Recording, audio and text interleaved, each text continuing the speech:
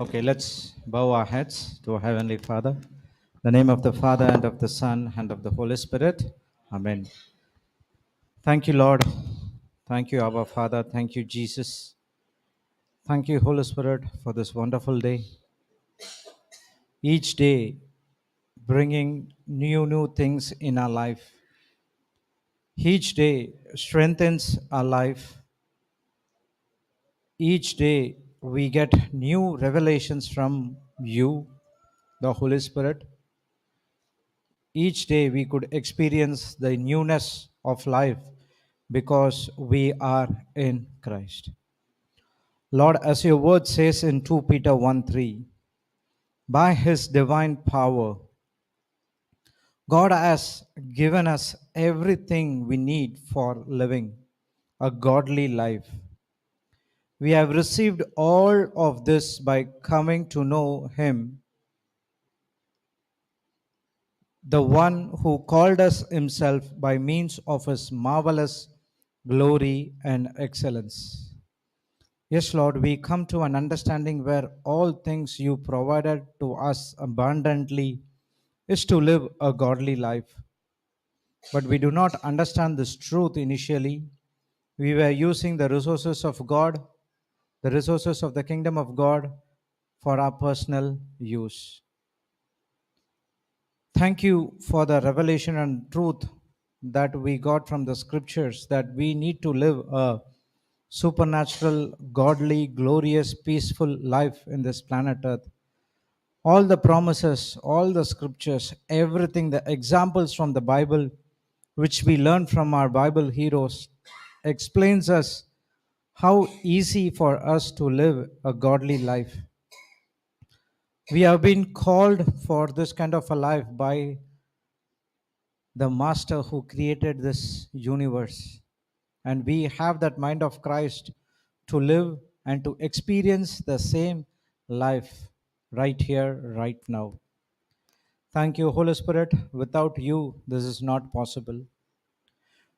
All these days, you are with us, inside of us, infilling and indwelling a lot of things which we need to follow.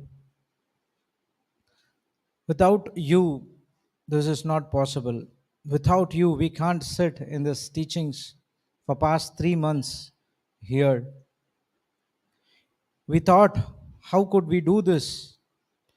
But when we feel in the spirit about what you are teaching us and what you have taught us is much more what we get from the world. Thank you, Spirit of God, for taking complete control of all the sessions we had with you. Thank you for a personal relationship, an intimate relationship we had with our Lord Jesus Christ. That is because of you. You made all the teachings very simple and easy for us to understand. You made all the teachings with examples and practical demonstration. You took complete control of our vocal cords. We did not speak anything of our own, but whatsoever we spoke, it is edifying others and bring grace to those who hear those words. Thank you for opening our spiritual minds and spiritual hearts and spiritual eyes so that we could come into a relationship with God more and more and more. We thank you and we praise you in the mightiest and the glorious name of Jesus. Let's all God people say, Amen. Thank you, Jesus. Praise God. So, what were the faces which we saw yesterday were not here, and the faces you see now, tomorrow also they will not be here. So, this is what life is. I'll be here. I'll go and I'll be back. Thank you, Jesus. So, this is what life is. So the life which is in planet Earth is temporary. So whatever you gain in the last 3 months, you have to apply it in your life. Your preaching and teaching, your discipleship retreats in practical It's going to start when you are out of this town called Neliadi. So we took photograph, we cherished the moments and everything, but don't remember what is your calling. Okay, you have been selected for some purpose in the kingdom of God. Unless and otherwise, Holy Spirit is convicted and convince you, you cannot come and sit here. So this is a jump start in your life where you should not lose this moment. Okay, photographs in after 1 week, 2 week, definitely no one will see that. Correct? So what is imparted in your heart, that is important. You are called for a purpose. After going from here, you will see a lot of test, temptation coming on your way. Praise God. You have to be joyful all the time, and whatever we learned here, start applying in your life. So when you start applying in your life, you will see the hand of God working mightily in your life so that you could clearly hear his voice. Thank you, Jesus. Okay, so it's your responsibility. God has shown you a way, God has given you a way. He put a purpose in your heart. Now you have to follow that way. Even some people might work in the company, some people might be housewives, some people might be wanted to be full time. Praise God. Thank you, Jesus. So wherever you go, whatever we have learned, apply it. Whether it is in your family, whether it is in your office environment, whatever it is, you have to apply it. Praise God.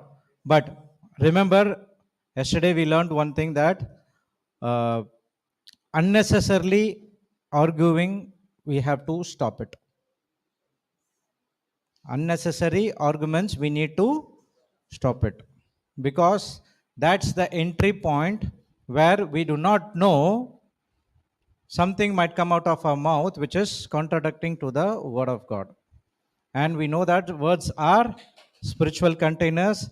It carries the substance called faith or fear. So you have to watch out for the words which is coming out of your mouth. Wherever it required, zip your mouth. Wherever it is required, open your mouth. When you're opening your mouth and speaking, speak always the word of God. We have the mind of Christ. We have been anointed and we are carrying the anointing inside of us. The gospel of light is inside of us.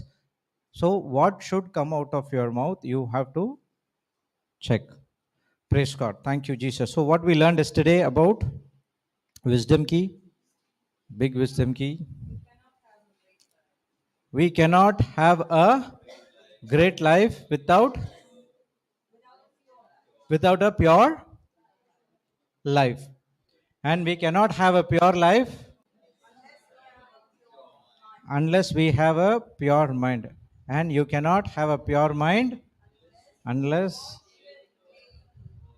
wash your mind daily with the word of God. So the root is for a grateful, glorious, marvelous, wonderful life is the word of God. So the more you open your heart to the Holy Spirit, more your life will be fruitful. The more you feed yourself with the word of God, the more you could see supernatural results in your life. It all depends upon what you feed every day with the word of God. Now make a corrections in your life. What I've did previously, before coming into the word, before 3 months, now make a commitment to the Holy Spirit. Holy Spirit, I cannot do it on my own, but I need your help in this area. Please come and help me. When you diligently seek him, he is going to come and help you, and he will advise you. He will advise you, and you have to hear, and Holy Spirit will talk to you in thoughts. How the devil put the thoughts in your mind, negative thoughts, in the same way, the Holy Spirit will teach you through the holy sacred scriptures what we studied. Okay, praise God. So you have to ask the Holy Spirit to help you in those situations. So every day when you're having a bath, also remember that you have to have a mind bath. Okay? Thank you, Jesus. So we were learning about test, we were learning about temptation, we were learning about why test is in our life. It is always good. It is going to build us more and more spiritually strong. Praise God. That's what the Word of God says. Temptation, when you consider, my brethren, when you fall into diverse temptations, which means when you fall into temptation, you have to always be joyful. So, everything, it is happening correctly according to the Word of God. All these tests and temptations, God allows it because He wants us to depend only on Him. When we depend only on Him, God is our faithful God, and He is going to show you the way to come out of that. Okay, test is always important. Praise God. The first test, what we saw. Okay, just reverse it. We'll have the test of faith as the first one. Because the scripture says, testing of your faith produce patience. So we'll go according to the word. Which is better, according to the word, according to me? Praise God. So first will be the test of faith. So whenever there is a test, the test is always for your faith. Whatever you have learned here, you have to, God has to test out. The exam happens from starting June to March. There was a teaching in the school, correct? School. So after the end of the academic year, they have a test. So what is the meaning of test? So they want to check how you are uh, knowledge or understanding about what they have taught. Praise God. Thank you, Jesus. So once you pass the test, your level is from first grade, you go to second grade. From second, you go to third. During the time also, if you see, you are getting mature day by day by day. Okay, test is always going to help you to grow above and above. Okay, so God is going to test your faith because He doesn't want us to be in the same level, but He wants to move ahead and ahead and ahead. What is that? Praise God. Thank you, Jesus. So the test is always going to build yourself spiritually strong. So why the test is coming? Because later stage, when you grow in a higher level, the test and the pressure will be much more compared to what you are getting now. The test or temptation what you are getting now in this Moriah Retreat Center, Moriah Love Center, praise God, when you go to the world, it will be 200% more. The pressure will be more because you have grown to a certain level. You are matured enough to discern what is good and what is right. So definitely there will be a test, and God going to test you because He wants you to grow, because the later stage it is going to much more harder than what you are facing now. But one thing you have to understand, that God never leaves us nor forsake us. He is going to help us in each and every situation what we face. So we saw the example of Joseph, and one more example we can see, that Abraham. Why Abraham has to be tested by God by giving sacrifice of his son?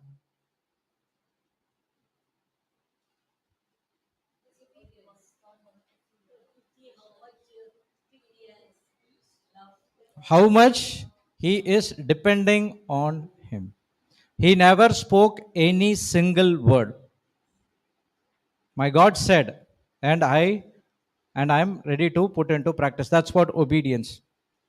So we have studied many times. All the 3 days, what he was doing, he was meditating only on one promise, that I have made you the father of many nations.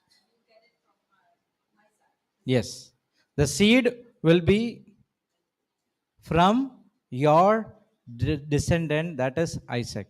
So if God has given his promise, he is faithful towards his promise. And even though if Isaac is dead, definitely he will raise him from the dead. Praise God. Thank you, Jesus. So, is believing is not only for getting Isaac, but also in this 25 years, he learned only to depend on God and not on anything else. Yes, he might have done some mistakes, but still God's grace is covered him because he was depending only on God. Abraham is called as the father of faith, another name. Why? Because he did not hesitate to give his son. So, whatever you are practiced here, you got your faith, and now your faith will be tested. What type of test? That's what we were seeing. Praise God. When your faith get tested, now what happens? The patience will come to your rescue. Along with that, your patience also will be tested. That is the second test. Your patience will also be tested. Praise God. Thank you, Jesus. So that patience test is the time frame, how long you are not speaking anything which is contradicting to the word of God. 13 years in Joseph's life, 13 years in Daniel's life. Correct? Praise God. So, what happened? They were depending only on God, not even spoke one single word contradict to the word of God, but they were operating in love. What is the definition of patience? Constantly, consistently remaining in the same stage, no matter or what is the situation or circumstances or people doing or people comments against you. Joseph would have got a lot of comments. Situation again, he went to the Potiphar's house. He might, oh, okay, my dream has come to pass. Again, he went into jail for 2 years. But he never opened his mouth. Even though Daniel has been taken from Israelites to what is that place? Babylon. 13 years, his relationship with God was wonderful. Even though there was a decree, he said that no matter what is the decree is, I am going to pray to my God. That God came and helped him. That's what happened to Shadrach, Meshach, and Abednego. The relationship was beautiful with them. So, when your relationship is strong, definitely you can patiently wait for God to do miracles in your life. God is really patient. That's what we saw that. Correct? 2 Peter 3:9, we saw that God is really patient, not normal, extraordinary patient, because he doesn't want any of us to perish, but everyone to come and repent and experience the eternal life. Because God has promised in John 3:16, saying that those who believe in my Son, that is Jesus Christ, shall not perish but have everlasting life or eternal life. So that is the promise which he have given. So because he has given his promise, the promise which is spoken out of his mouth, what he has to do is he has to extraordinarily patient and waiting for the time so that he could impart everything in your mind. That's what happened in my life. 34 years God was patiently waiting in my life. 34 years is a long wait, right? People, they're struggling from traveling from India to US, saying that it's 26 hours. Even that 26 hours, they cannot be patient. But in my life, God was waiting for this moment for 34 years. So after that also, there was a not a healthy relationship with God, is a ding dong. Going here, coming to the word. Again taking something from the world, again coming back to the word. So I took the grace for granted. But still, John 3:17 says, my son came to this planet earth not to condemn, but to save each and every one of you. Praise God. Thank you, Jesus. So these two promises has to come to pass. Because these two promises has to come to pass, God is extraordinarily patient and he waiting for each and every person to come to him through repentance. And that we saw a lot of scripture saying that when you wait on the Lord, you are blessed, your strength is renewed, you can fly high like an eagle. Praise God. There are much more things we saw.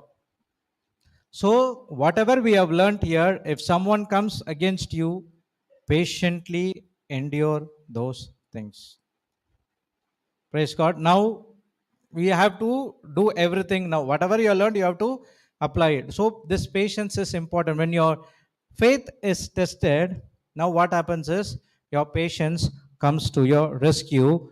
Also, your patience will be get tested. Praise God. This is what we saw yesterday. Correct? Okay, write down the wisdom key today. I don't know whether I gave this. Let's see. Your life is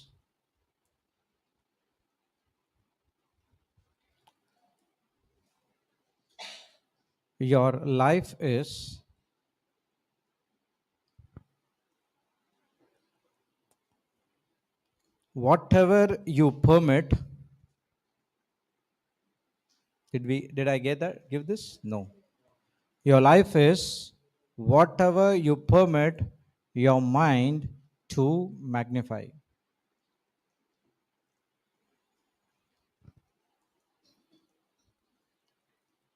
Your life is whatever you permit your mind to magnify. Praise God. So your life is depending upon what you feel or think in your mind. If you feed something which is of the world, your life is going towards that particular way.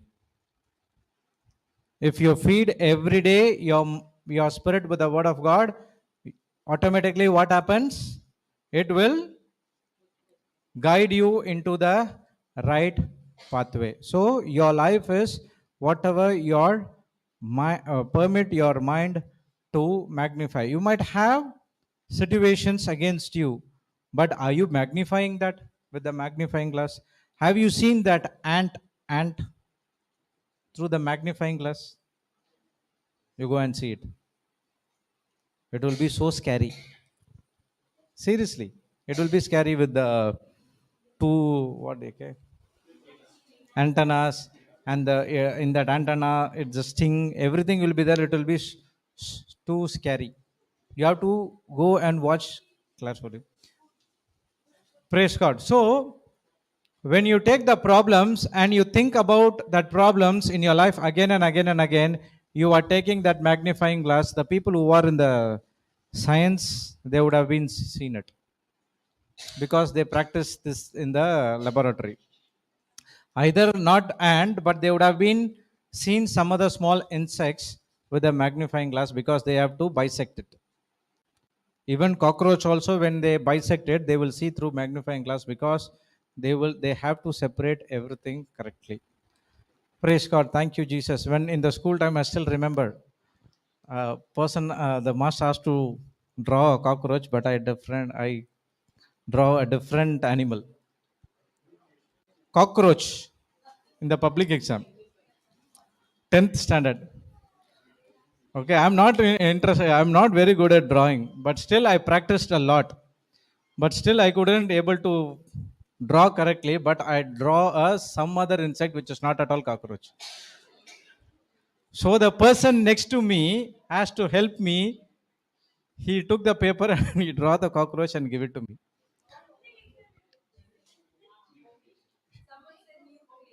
Huh? New creation. Praise God. See, that is the advantage of the center. Now it is very strict. Initially, it was not like that. Praise God. Thank you, Jesus. So, where was I? Magnifying. So, if you think about the problem or the situation or what he did to me, what she did to me, what they did to me. If you think about again and again and again what you're doing, you are magnifying, taking the magnifying glass and seeing. When you take the magnifying glass and seeing, what you do is you go others and say that you are wrong, instead of you changing yourself first. Even though a lot of people are coming against you, if you change your thinking according to the word of God, according to Philippians 4:8, the other persons will be so much amazed. How could this happen? No, we have studied a lot. How could this person could able to do this? He was like this before. He was fighting here. He was fighting in the streets, going to the pubs, this, that. But now his life has entirely changed. Even when we go and instigate him, he doesn't do anything, but rather he forgives and he moves on. Because now your life is in Christ, you are a new creation. You are not magnifying your old life, but you are pressing toward what is available for me, as Paul said in Philippians 3:13. Praise God. Thank you, Jesus. So your life is whatever you permit your mind to magnify. Praise the Lord. Thank you, Jesus. Okay. So some person asked me some thing about quench and grieve the Holy Spirit. Do you know the difference? Grieving and quenching the Holy Spirit. What is quenching? Thirst. Quenching is thirst. Quenching is not thirst.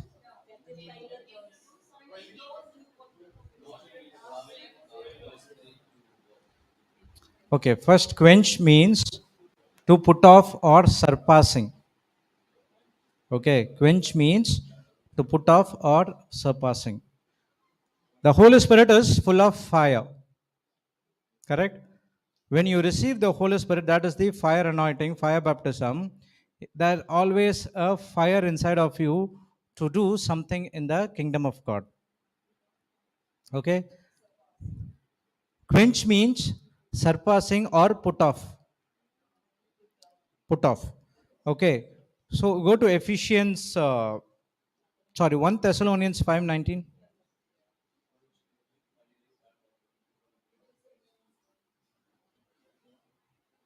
No. That is Ephesians. I'm telling Thessalonians. Okay. Quench not the spirit. Put it and compare. Do not quench, subdue, or be unresponsive to the working and guidance of the Holy Spirit. Go in MPC. Okay, do not quench. Suppress. Oh, sorry, I said surpassing. Sorry, it's a mistake. It's suppress. Thank you. Thank you, Holy Spirit. See, this is what the Holy Spirit help is. So it's not surpassing, it's suppressing. Okay? Suppressing means pressing down. Suppressing your thoughts. So what you're doing, you are putting your thoughts to down. You have doubt, brother?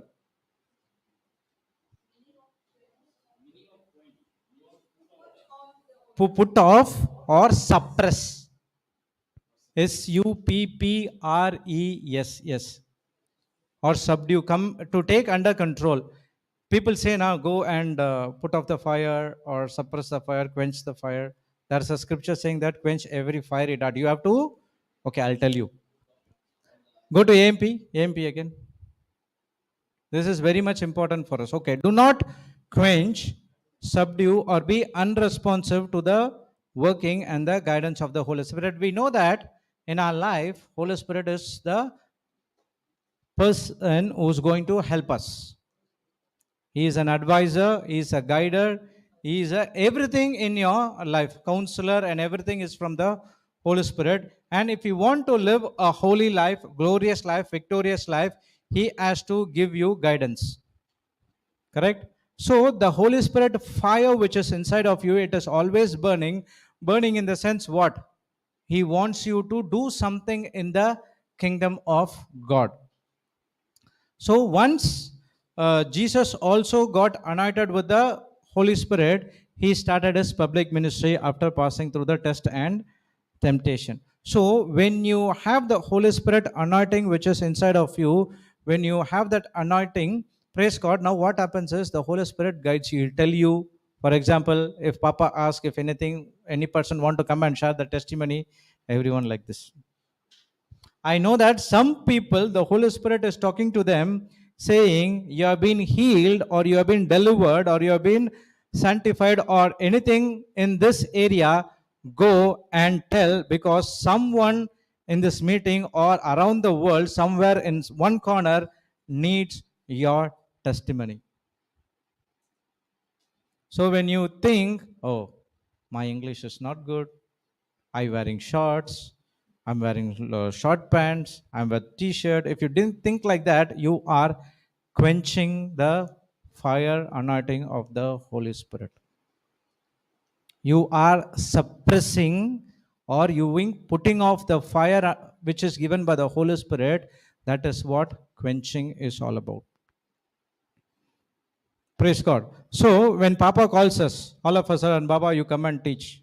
So Holy Spirit is always made a way for whoever that person is to preach. If that person says not now, if I do afterwards or something like that, again you are quenching the Holy Spirit. You are suppressing, correct? Suppressing, yeah. Suppressing the fire, or you are quenching what the Holy Spirit says to you. Suddenly you will go in the road, you will experience these things, okay? Keep it in your mind. The Holy Spirit will talk to you, go and talk to this person. Immediately you have to go. If you say, no, I won't go, again, you are quenching the Holy Spirit, which means unresponsive to what He says to you. So operating in anger, if you're not zipping your mouth, the Holy Spirit will give you a thought in an argument. Don't speak, just get out of this place. In that time, you may say, you don't come this time, I know how to handle it. And when you disobey the voice of the Holy Spirit, and when you go and getting into the argument, whether that person is getting into a problem or not, you are getting into pieces. So immediately the Holy Spirit will give you a thought saying, please be silent or get out of this place.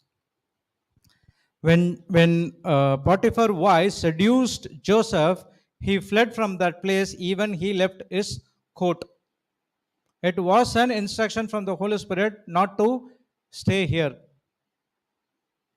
Again, when he was tried, he did not open his mouth. Again, the Holy Spirit is saying, you should not open your mouth, but be silent.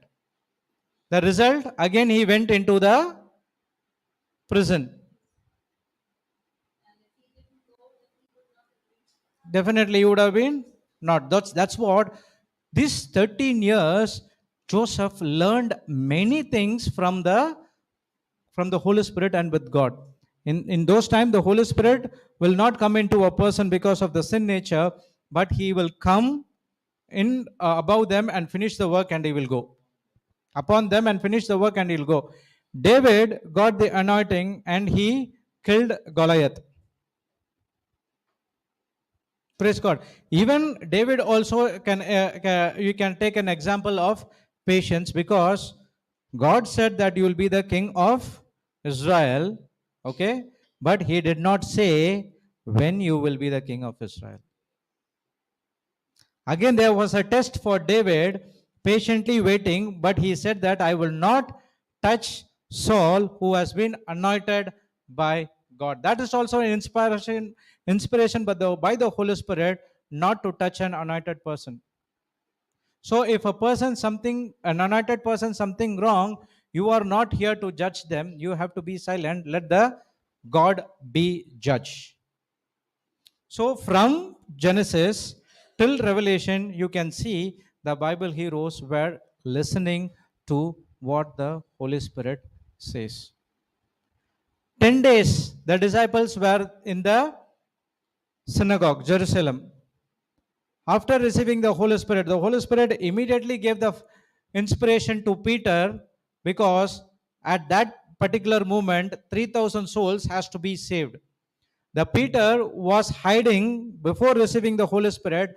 After receiving the Holy Spirit, he act into obedience, he put into action. So 3,000 souls were saved. Praise God. Thank you, Jesus. So the Holy Spirit is going to talk to you, give you instruction, guidance, and everything. Once you have a personal relationship with Him, you can clearly listen to His voice, and He will not speak anything which is contradicting to the Word of God, because He is the Spirit of truth. Okay, this is what quenching the Holy Spirit. Okay, understood? Quenching is unresponsive to what the Holy Spirit says to you. So next time we have still Friday, Saturday, Sunday, Monday. If testimonies is there, please come and share, because it's going live. Someone might be get delivered because of that testimony. Okay, the next one is grieving. What is the meaning of grieving? Hmm? To make the person sad. First of all, you have to understand Holy Spirit is not a it. He is a person. He is the person of Jesus Christ. Okay, Holy Spirit is a person who is full of love.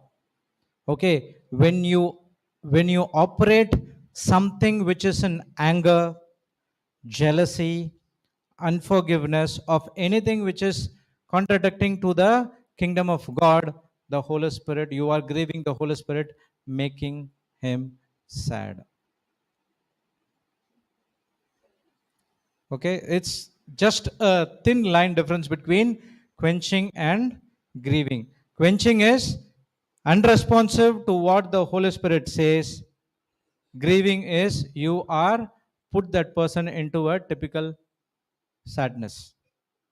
If your father or mother or wife or brother, sister saying you something, and if you don't obey, what will this person, that father or mother that gave the instruction to you, what they will think? They will be sad.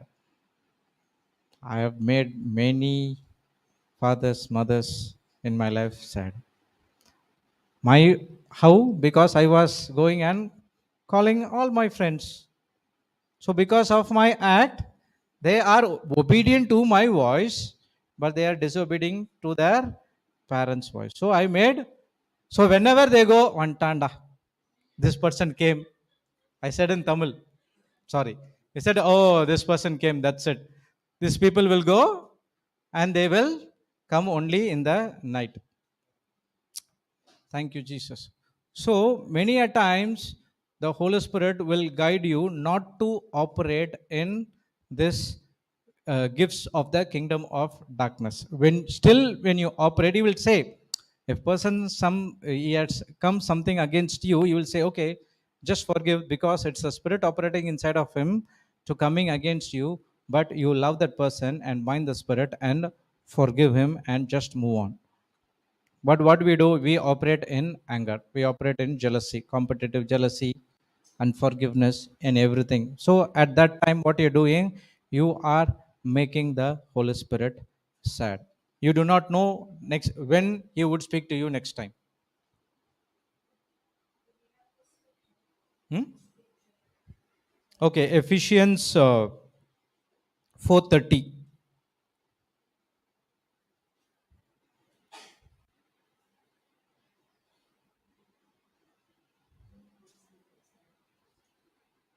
Okay, go up 29 and okay. Let no corrupt communication proceed out of your mouth. That's a window glare. Okay, a light glare.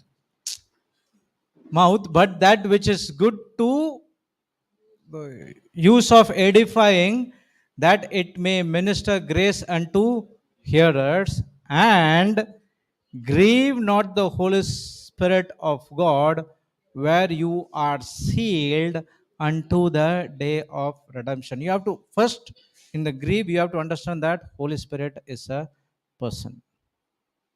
Okay, that's the reason he gives you thoughts.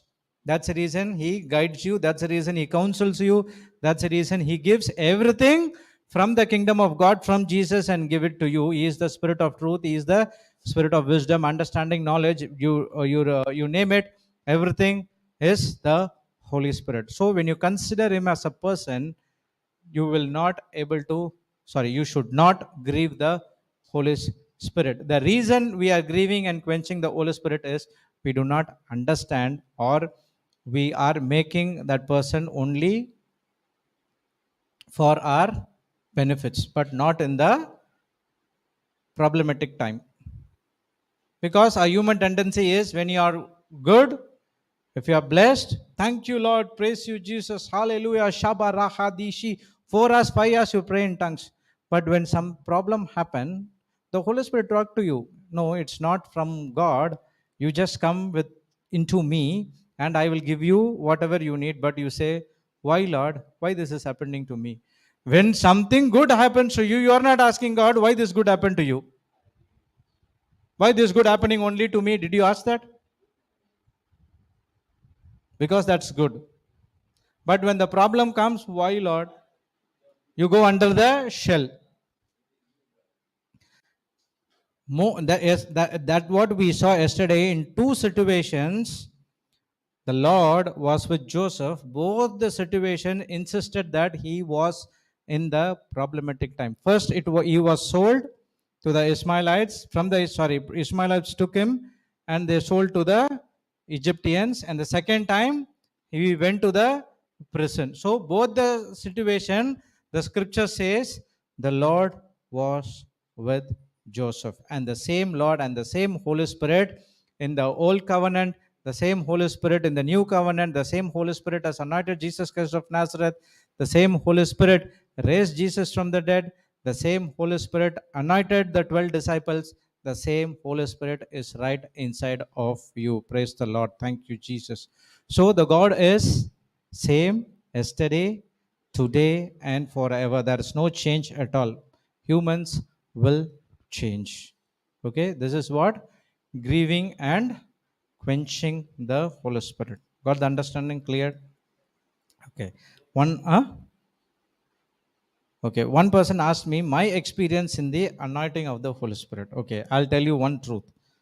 When the anointing things happen, if I close my eyes, there's only 2 things happens. One, I'll go to sleep, or I'll cry. Only these 2 things. Even though I've attended many anointing sessions, I never ever fallen once. Not even once. Not at all. Huh? Not at all. What is that?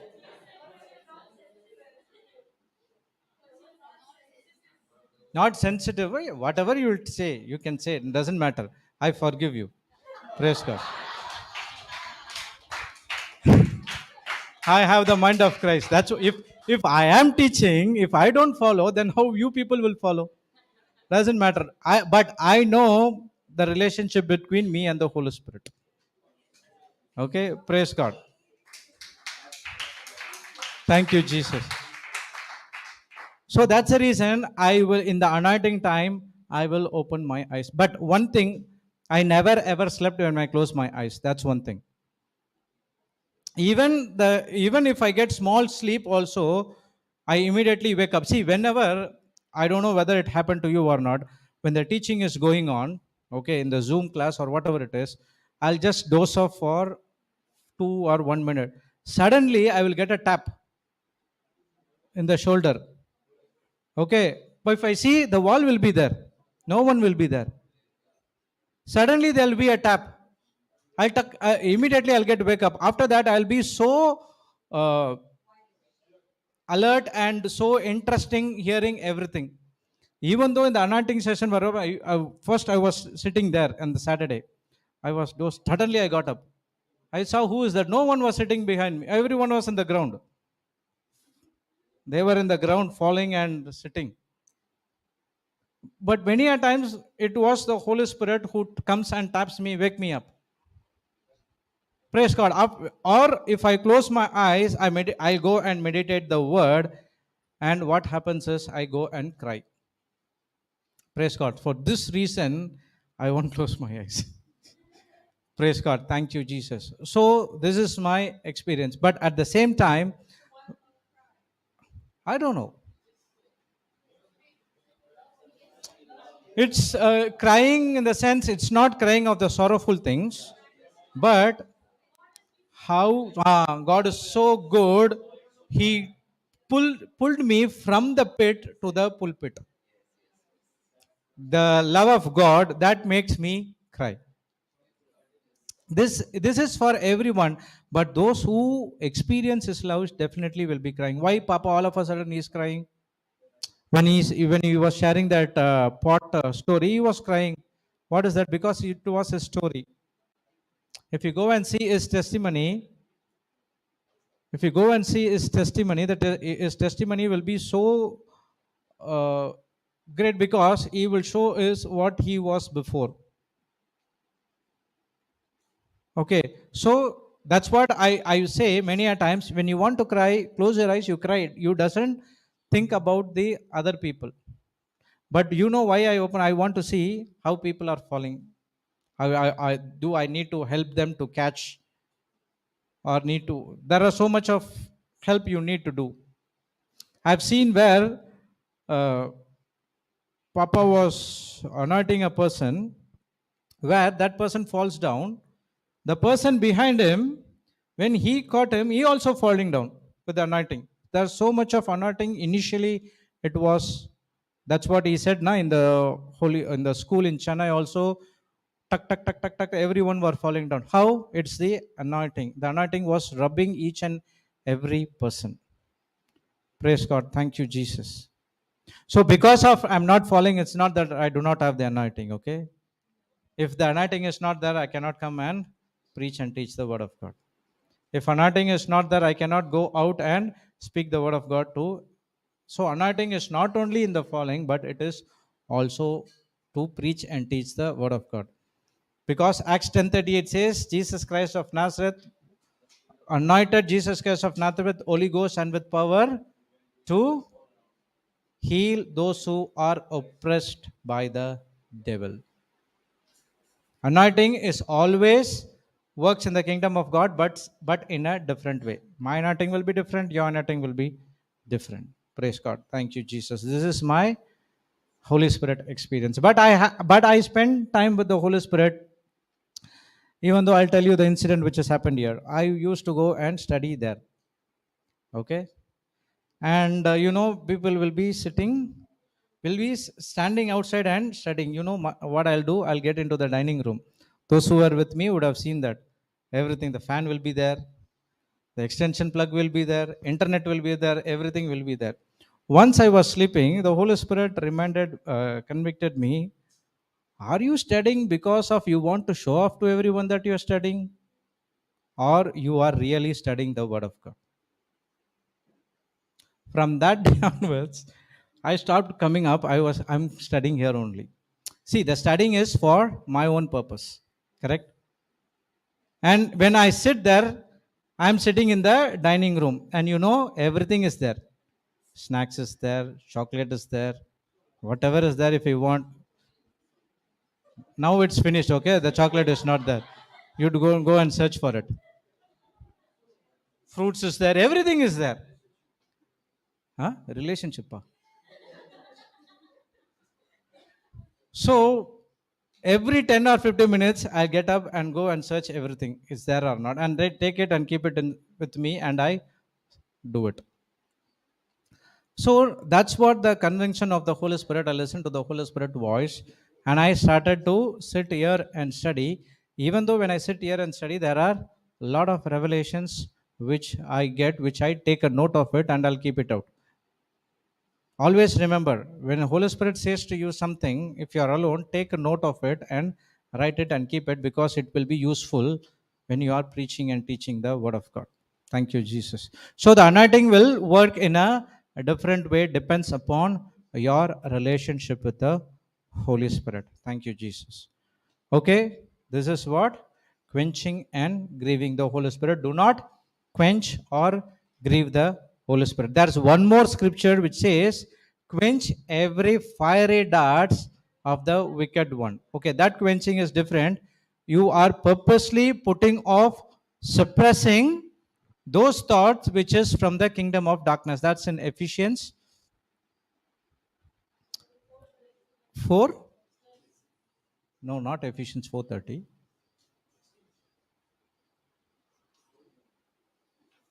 6. Ephesians 6, 10, 11.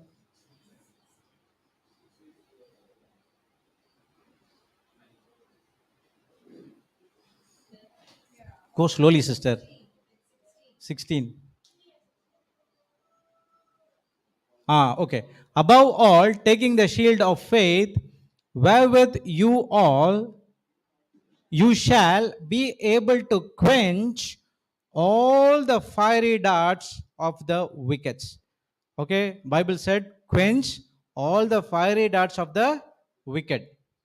So the wicked one is going to come against you. At that time, you quench all the fiery thoughts that is going to harm you like anything.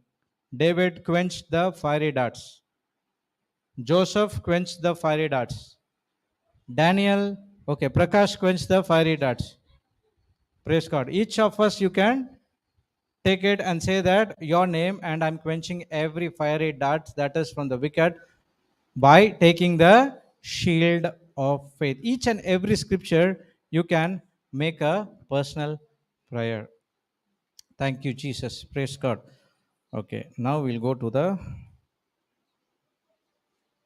topic. Okay, next one. Third one. Third test. The test of purity. Okay, before that, I said one day that our God is a jealous God. Everyone was saying like this. Oh, that's a scripture. Go to Exodus 34:14. We will not speak anything without scripture. Our God is a jealous God for what?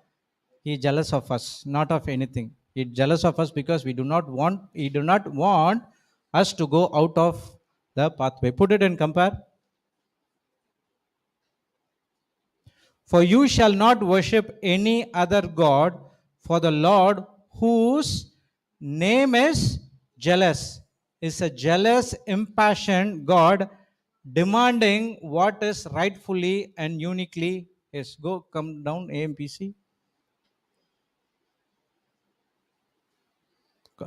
Some other translation. I read some other. Okay, put it in. For you shall worship no other God, or for the Lord, whose. No. The next ERV. Don't worship any other God. I am Yahweh. Kana, the jealous Lord.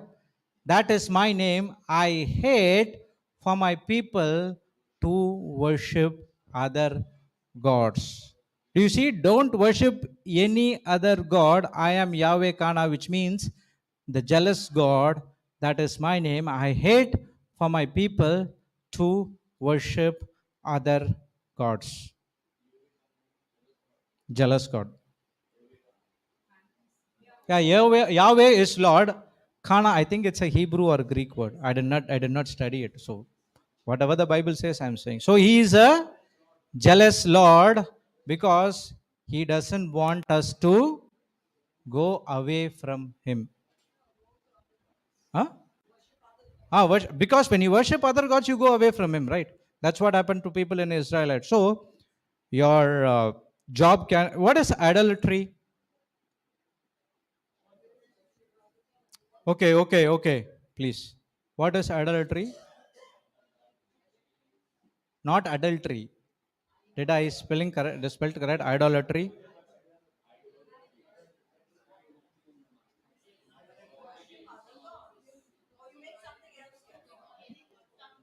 Anything that takes the position of God is idolatry. Idolatry. Okay, idolatry.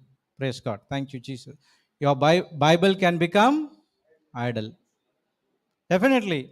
Don't see like that, because if you kept in the Bible in the top and every time you're doing this and you're not using it,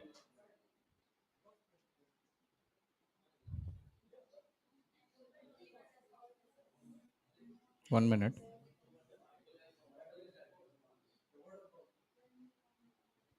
Praise God. Thank you, Jesus. Anything that takes the place of God. Okay? Anything that takes the place of God is idolatry. Thank you, Jesus. So, your bike can become your God. Your job can become your God. Yeah, yeah. See, he's saying wife can become it. Yeah, definitely, yes. Anything can. Chocolates. You keep chocolates also equivalent to God? Oh my God.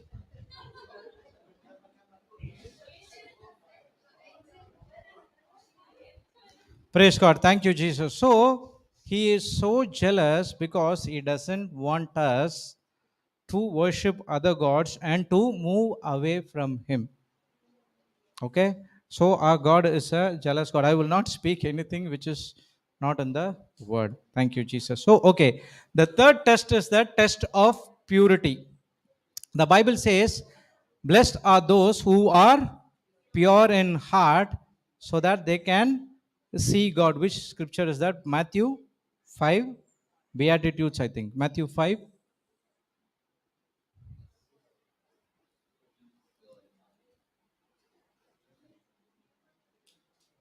Put it in. Come down.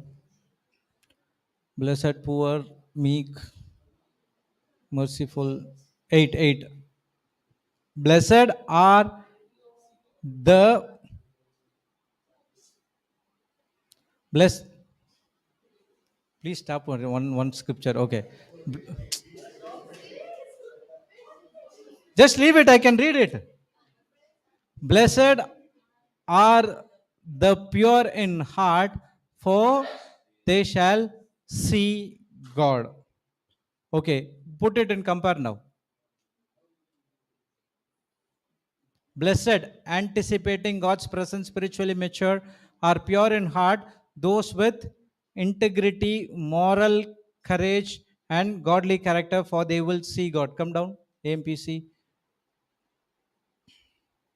Come down, see God. Okay.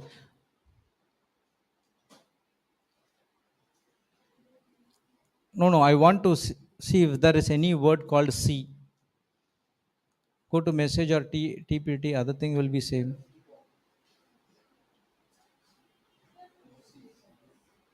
What is bliss your experience when your heart is pure? For then your eyes will open to see more and more of God. Okay, MSG.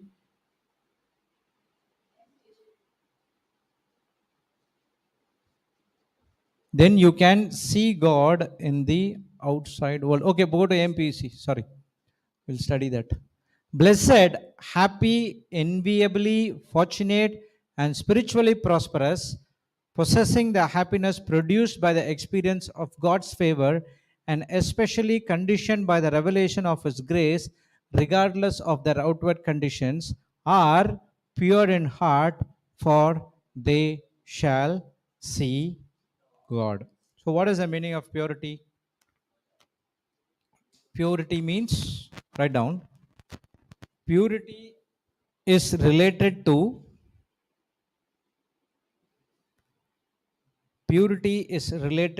guiltless.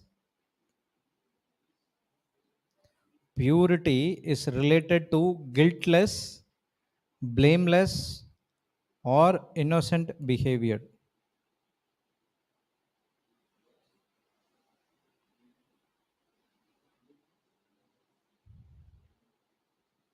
Purity is related to guiltless, blameless, or innocent behavior. Next line. Purity is choosing prison of restriction. Purity is choosing prison of restriction within prison. I'll tell you, prison of restriction within bracket, putting your flesh to death. Close the bracket. Okay. Purity is choosing prison of restriction within bracket, right? putting your flesh to death or crucifying your flesh. Before you embrace the relationship,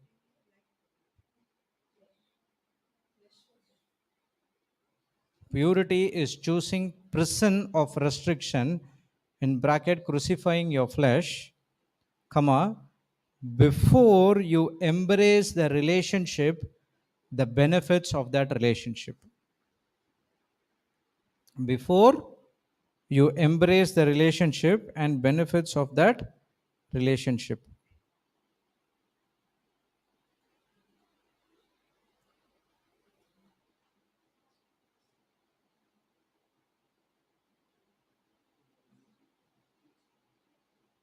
Praise God. Thank you, Jesus. So, purity is in guiltless, blameless, or innocent behavior. Why in the earlier Old Testament they will take the blameless sheep? Correct? Why they are taking it to sacrifice? Not blameless, spotless, or without any huh? Blemish. Okay, sorry, blameless. I said blameless. Blemish. Thank you. Blemish or spotless. Why they're taking that and giving for sacrifice? Because an innocent blood has to be shed. Innocent blood has to be shed to cleanse your sins. Okay, that's the reason Jesus was pure in heart. He is sinless. Okay, he was sinless. That's the reason he has been chosen for the sacrifice. Why, when Isaac was there, Isaac was about to sacrifice, they saw a lamb which is small. After, when he about to kill Isaac, what the angel of God said? Do not put his hand. There is a lamb, or look behind. There's a lamb under the lamb. Lam. Ram. Okay. RAM. RAM. Random, not random access memory. It's a, what is that? RAM is the smallest of the kid. Kid. Kid of goat. Okay. Goat. Praise God. So take that and give for sacrifice. Why? That blood is an innocent blood. So as Jesus Christ in the new covenant as described as the Lamb of God. He is the Son of God, child of God, pureless, no sin, nothing. That's the reason he has chosen for the sacrifice, so that because his sinless blood can make us pure. Praise God. Thank you, Jesus. In the Mass, every time, why they are giving bread and wine? That blood represents the blood of Jesus Christ, which cleanses us from the inside. So, this purity is choosing prison of restriction. What happened when Joseph was seduced by the Potiphar's wife? If he would have been embraced that relationship, would have get into that, then he would have been lost for sure. But rather, what he did, he fled from there. He crucified his flesh, putting into a prison of restriction of the relationship, all the pleasure what he is going to get from that relationship. Correct? That is crucifying your flesh. So in everyday life, there is also, we need to put a prison of restriction to the things which is coming from outside. We learned about strongholds, correct? What is strongholds? It's a wall, fortified wall. Okay, two where it can be used. One is the enemy cannot attack us because the wall is big. Now we have built a new stronghold using the word of God. Okay, now you are inside the stronghold, purifying yourself every day, so that when the things comes against you, the wall, the word of God is protecting all the fiery darts. That is what prison of restriction. You are putting yourself under the prison of restriction so that the word of God can stop you getting into the worldly things, which it can make you impure.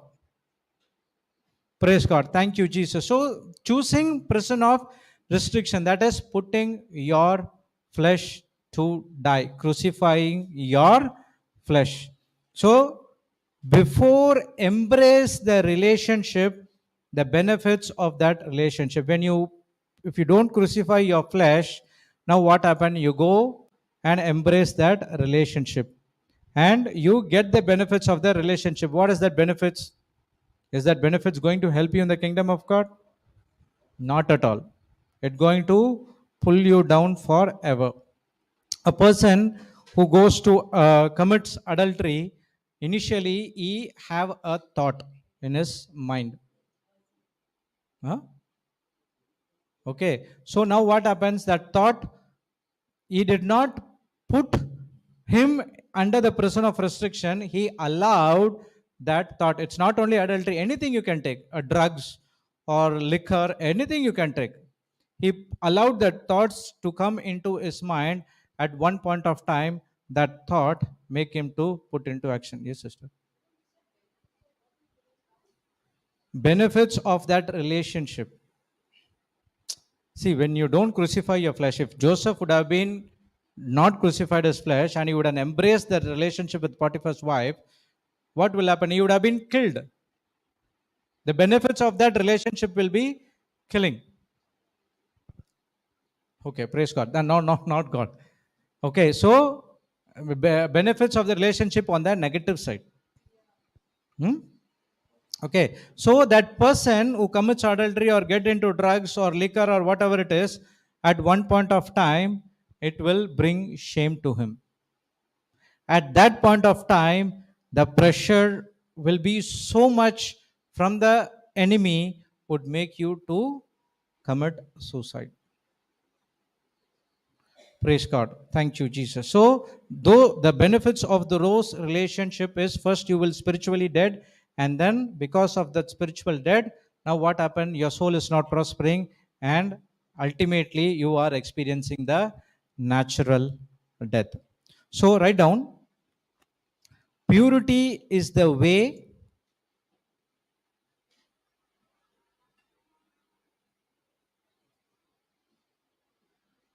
Purity is the way to the palace through prison. Purity is the way to the palace through prison. What happened? When Joseph fled from that temptation, he was put into prison. That was natural.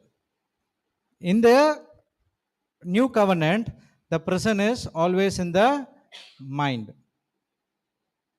Okay, so you have to fled from those things which is in your mind. The battle is always in the mind. Don't fight physically. So because Joseph fled from the temptation, he went into that prison, and even though he was in the prison, he was so joyful and he was helping others that made him to go to the palace. Praise God. So in the same way, when we fight those impure or unpure thoughts which is coming in your mind, you have to put a restriction that it should not come into us. You have to be inside the word, in building a stronghold using the word of God.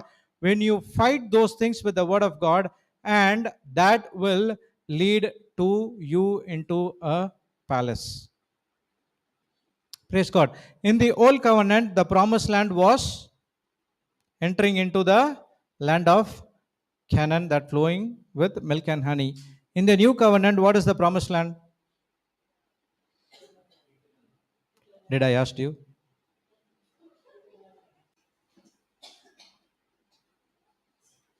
Yesterday only I told. Praise God. So in the new covenant, the promised land is eternal life.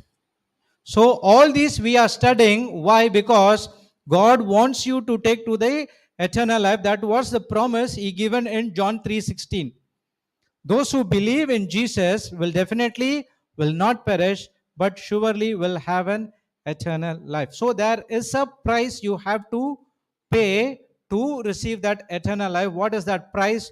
Crucifying your flesh to death. Praise God. So how Joseph came to the palace through the prison, so in the same way you also come into the prison to go into a palace which is already available for you, that is the eternal life, a full life with our Lord Jesus Christ. Praise the Lord. Thank you, Jesus. So that's the reason you have to purify yourself. Purification is not, it's more than adultery. Okay, so people think that, okay, I have to purify myself, only this adultery or something like that. But you have to purify many things, that is, cannot be seen: anger, competitive jealousy, unforgiveness. Those are high level demons. Correct? Praise God. Because it cannot be seen, that is in your mind, and you have to purify your mind. Refine as fire, purify my heart. Oh, I'm singing. Praise God. Thank you, Jesus. Action. Okay. Wait. Okay, you can say, instead of benefits, you can take drawbacks of that relationship or disadvantages of that relationship. Yeah, correct. Thank you. Praise God. So, purity is choosing prison of restriction within bracket, crucifying your flesh before you embrace that relationship, the disadvantages or drawbacks of that relationship. Instead of benefits, you can replace. Thank you, Holy Spirit. This is what quenching, listening to the Holy Spirit voice. Praise God. Thank you, Jesus.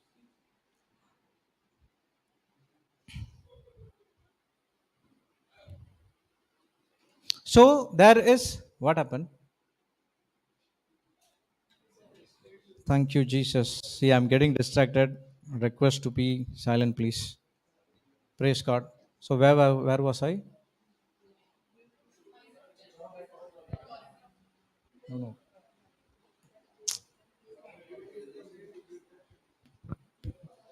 Through, okay. No. You have to pay the price. That's the paying of that price is crucifying your flesh. Joseph paid a price, not committing that act of dishonesty, but he fled from there and he came into the prison because he was so obedient to the voice of the Holy Spirit.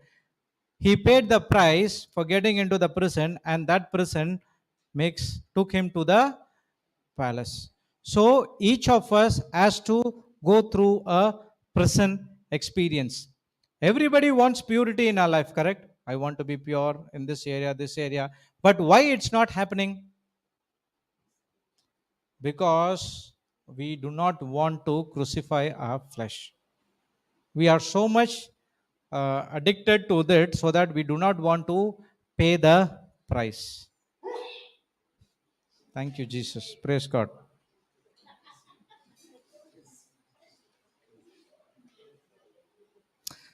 So the price is to put your worldly desires to come into under the obedience of Christ. The worldly desires is going to give you disadvantages and drawbacks when you go behind it. Correct? Only difference is between me and the people who are in the rehab is they fall in the road, I fall in the house. That's a difference. Simple. I come to the house and I should be steady. Steady in the sense, I'll make my mind I should not fall on the road. But when I come to my home, I will just fall flat wherever I have a place. Praise God. Thank you, Jesus. So now what happened is, through the word of God, even though the thought comes, now I replace those thoughts with the new and higher thoughts by comforting them how God comforted me. So I'm opening the mouth and blessing each and every one of them so that those thoughts get suppressed by the new and high thoughts. So what is the praise I'm praying? Not getting into those things. Now through the word of God brought me into to the palace. Now I am experiencing the palace because now I know that I have the everlasting or eternal life with my Lord Jesus Christ. So what is available to you and which is not sinful, hold on and put a prison so that you cannot divert it, which is from the world. Okay, praise God. Thank you, Jesus. Write down.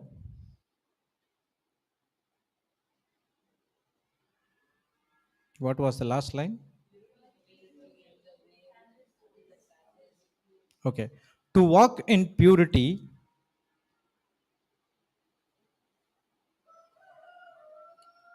to walk in purity, come on. The test of purity is this.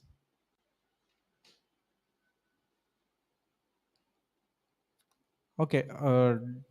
Strike out to walk in purity. You can write the test of purity is this. Pure test of purity is this, that you have to put yourself in the prison. So wherever prison comes, it's not that the real prison with the iron bars. I'm talking about crucifying your flesh. Okay, that is, you are guarding your mind with the fortified stronghold using the word of God. Okay, the test of purity is this, that you have to put yourself in the prison. Okay, that what that's what purity demands. That's what purity demands.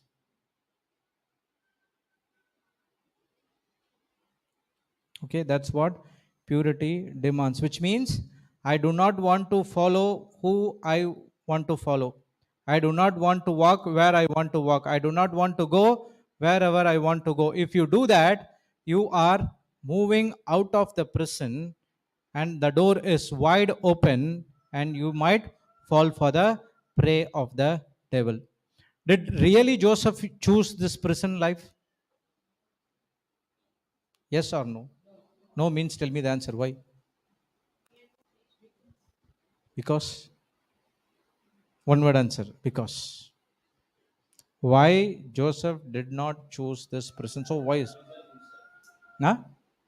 He was in the prison himself. I do not understand. Why Joseph did not, did Joseph, what my question? I confused now. What question I asked? Did Joseph choose the prison life? Yes or no? If yes, why? And if no, why? I need the answer. Why? He could have tell the truth. Okay. Why no? Yes. He did not choose the present life deliberately. It's not yes, it's a no. But the purity demanded for the present life. Because he was obedient to the voice of God, he was taken to the prison.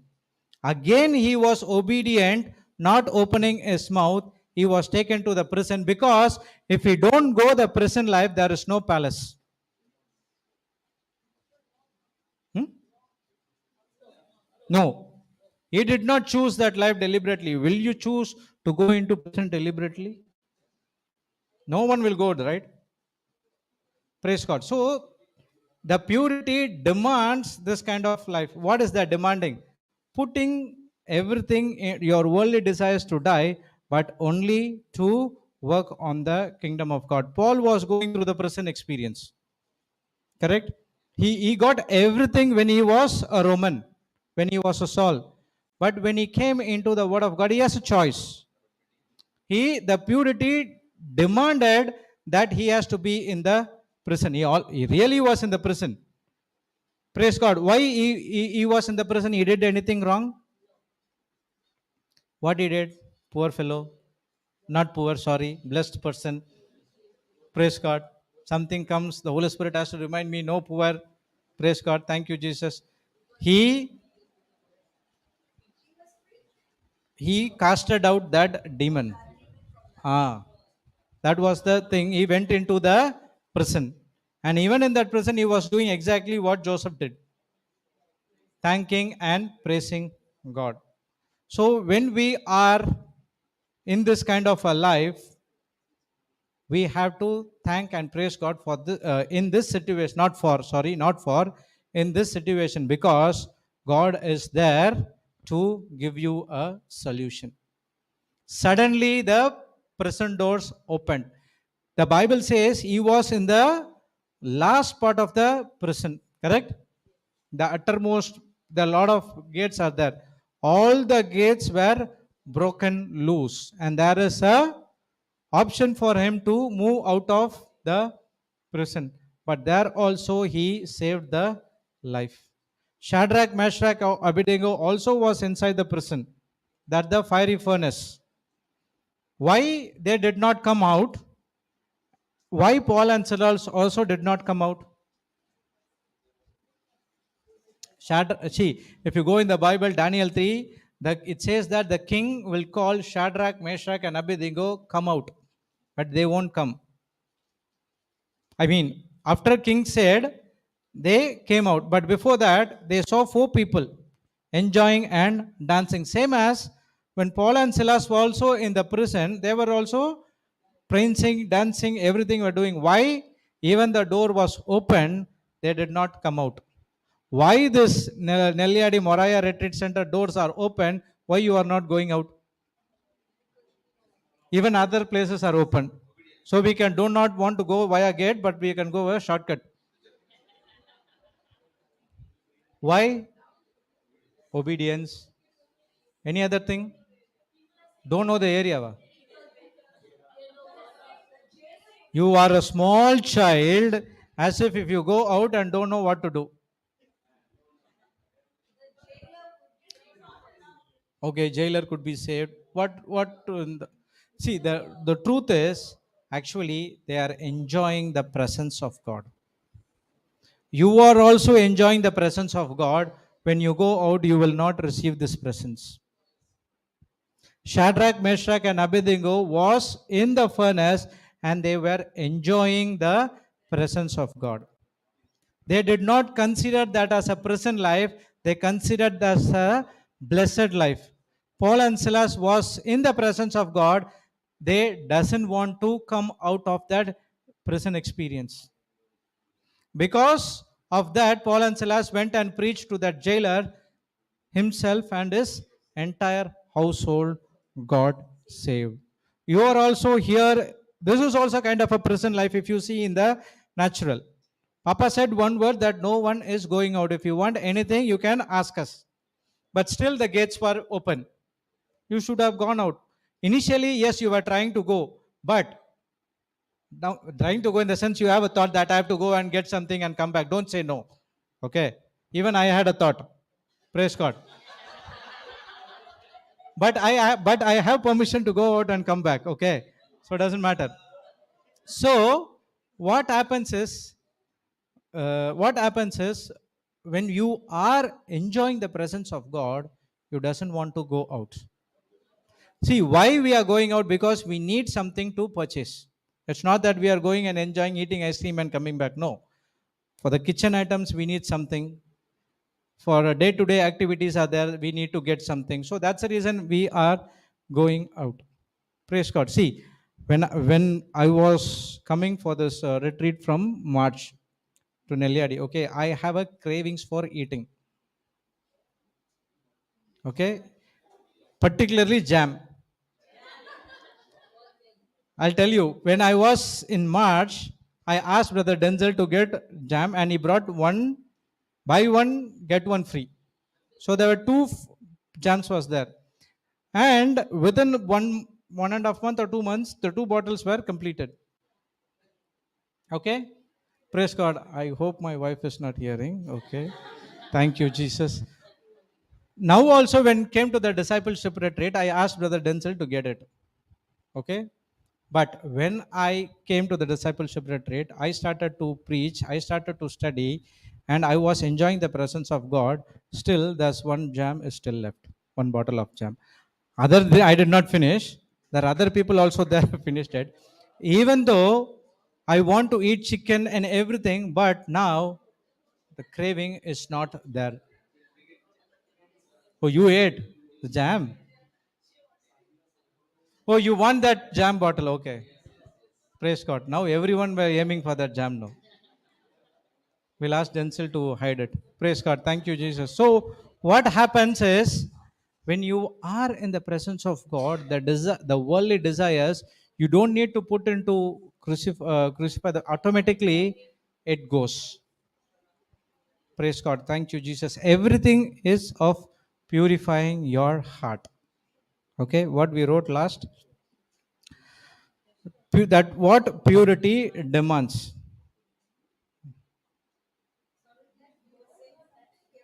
That's what purity demands. That's what we wrote, right? The last line.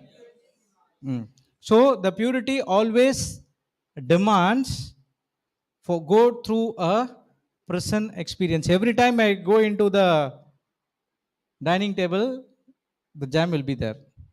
The jam talks to me. It is for you. The Holy Spirit talks to me. No, you are not touching it. I believe and I trust the Holy Spirit, but still the bottle is there only. Huh? You want to eat? There is nothing wrong to it. I'm saying my craving for that jam has stopped. That what? What your question is? There's nothing wrong to eat, brother. If you eat too much of jam, what will happen? You go and ask the doctor. He will tell you what will happen. There is always a drawbacks and consequences for everything if you take too much. Okay? That's what the problem is. I will not take small. Okay, I will take much more. Even for biscuit, I'll take with jam.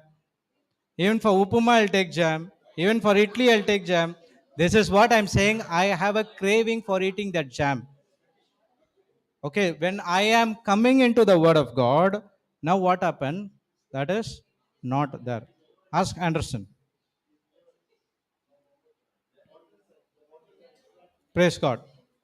Thank you, Jesus. So, when you are in the presence all the time, you will not go out or do not have anything worldly desires, but each and every time, what you think is you will want to purify each and every act of yours. Praise the Lord.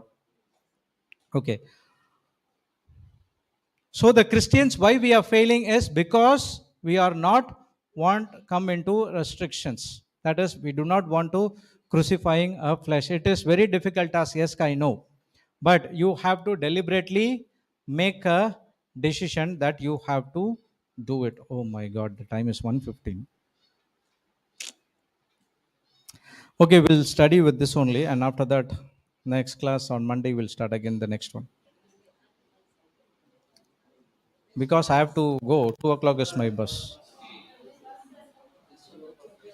Okay, go to 1 Corinthians 10:23. Okay, before that, right?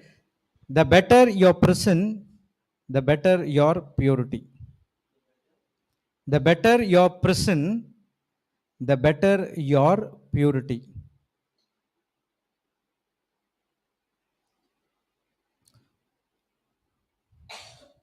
So there is no walking in purity unless and until you crucify your selfish desires. Okay, go to 1 Corinthians 10:23. See here, all things are lawful for me, but all things are not expedient. All things are lawful for me, but all things edify not. How to compare?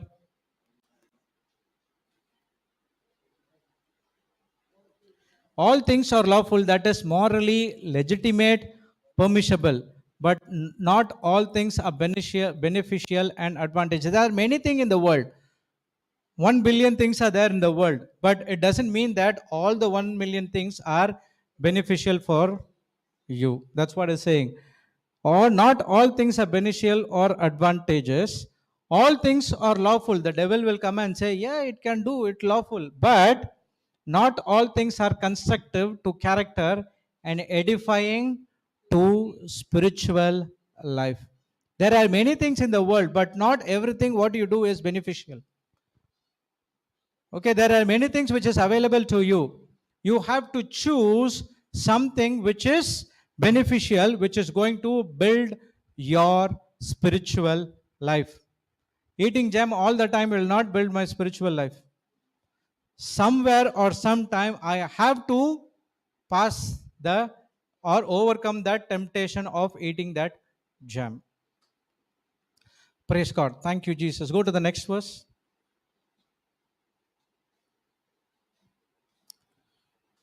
Let no man seek his own, but every man others well. Put it in compare. You went here only. Okay, let no one seek only of his own good, but also that of other person. In Joseph's life, he did not seek his own good. He was always helping others.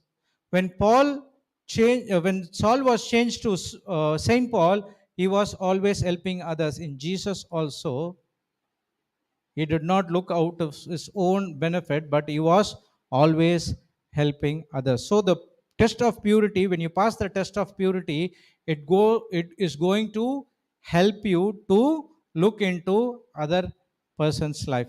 When if I share this testimony that I've just delivered from eating of this habits, now what is happening is someone will have that kind of a thirst, will surely can come out of that bondage. Correct?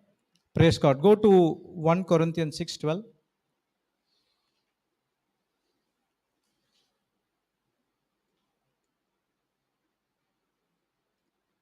It's also the same. All things are lawful unto me, but all things are not expedient. All things are lawful to me, but I will not be brought under the power of any. Nothing in this world can bring under his power because I have the mind of Christ.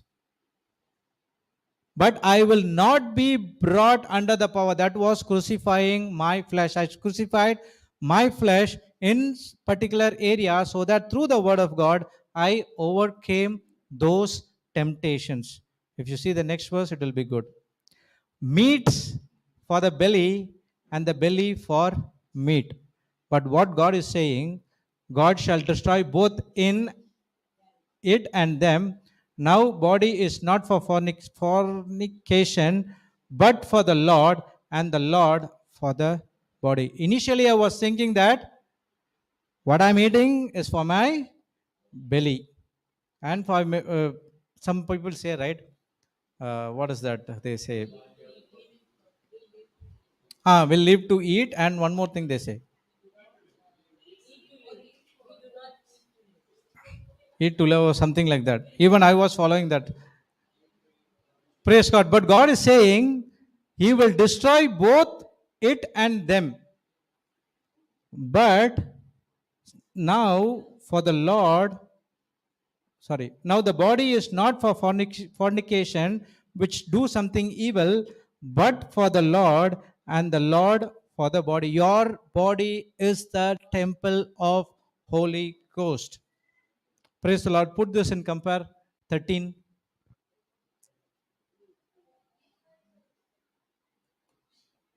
Now we've gone through this, no problem. Okay, food is for stomach and the stomach for food. but God will do away with both of them. The body is not intended for sexual immorality, but for the Lord, and the Lord is for body. To save, sanctify, for what? To save, sanctify, raise it again because of the sacrifice of the cross. Praise the Lord. Thank you, Jesus. So, what is that body is for? Body is for to save and sanctify and raise it again because of the sacrifice of the cross. To save, you have been saved from the deadly sins. Once you are saved by the deadly sin, now you are a co-creator and you are cooperating with God. For what? To go and preach and teach, to heal the sick and everything what has been given to us. Correct? Sanctify. You have, every one of us has been chosen for a special purpose. We have been set apart for a special purpose. Thank you, Jesus. So we have been saved and we have been sanctified. And now when you do God's work, what Jesus did, he is saying that I will raise it again because of the sacrifice of the cross. What I did to my son Jesus Christ, I will also do it to you because Jesus Christ is dwelling inside of you. Praise the Lord. Thank you, Jesus. So, your body is to do the goodness of what has called you. Because without body, you cannot do anything. Correct? That's the reason even Jesus has to come to this planet Earth. He needs a body, and Mother Mary cooperated with her. Sorry, with him. Mother Mary also an example of purity. Praise God. Thank you, Jesus. So there is a body needed to do goodness or to build the kingdom of God. That is the body we having right now. And now God, through the word of God, purifying each and every part of your mind, renewing your mind to make you that you have been called and sanctified for a special purpose. And now please do not get into those things which is of the world. Praise God. Thank you, Jesus. Hallelujah. I thought I would have complete. Sorry, brother Ramesh. You do not know where the Holy Spirit leads you. So we have test of forgiveness and we have the test of diligence. Test of forgiveness we have learned many times, so I will not touch more into forgiveness, but we will go deep into diligence. Okay? Praise God, and we will be having it on Monday. Now they will announce the time because there are some papas living. So I'll tell you, okay, I'll tell you about that. Praise God. Thank you, Jesus. So any questions? Any doubt? Did we learn something? Praise God. So we learned about the quenching, grieving of the Holy Spirit. We learned about the test of purity. Purity is more than action, it is also purify everything which is in your mind. Purity demands present life, which means crucifying your flesh. You are in a fortigate of word of God so that you shall not go out, but those present life is going to take you to the palace, that is the eternal or everlasting life. Praise God. Thank you, Jesus. Hallelujah. Anyone wants to make the Thanksgiving prayer? You want to do Thanksgiving prayer? Please.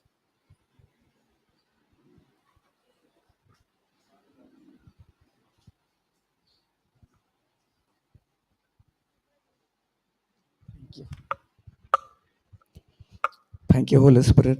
Thank you, Jesus. Heavenly Father, I thank you and I praise you for this beautiful teaching. Every day, every time, the more and more the teachings, whatever we have learned, each and every one you have filled with your love, the blessings, everything that you have done in our life, which we did not know before. But the moment we came to know and relationship with you. So we were deeply in the in your relations, and we have learned many things which we go out and preach to the others also who are in need. So Lord Jesus, I thank you so much for teaching me and filling me with your love, that you, when I leave from here, I'll go and preach your gospel to the nations. Thank you, Jesus. Thank you for your love. Thank you for your sacrifice on the cross for me, and as well as for the whole nations, everyone. So, Lord Jesus, thank you for filling me with your love so that I can go out and preach your love and share your love. Everything, the deep, deep truths you have been, fill me with all the things, the richly things of the heavenly. Thank you, and I praise you in mighty name of Jesus. I praise this in the name of Jesus. I make this prayer. Amen.